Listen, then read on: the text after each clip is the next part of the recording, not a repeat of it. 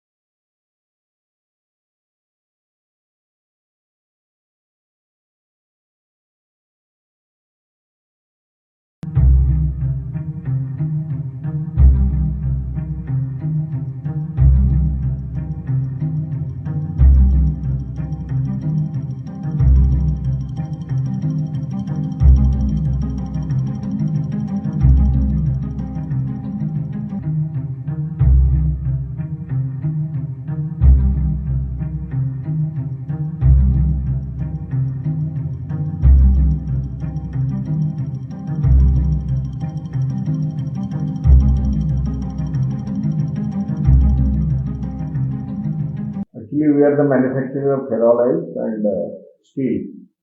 Mainly, আমরা যখন এখানে যারা প্রোডাকশন করছি যে high carbon and medium carbon, silicon manganese, ferromanganese and ferrochrome.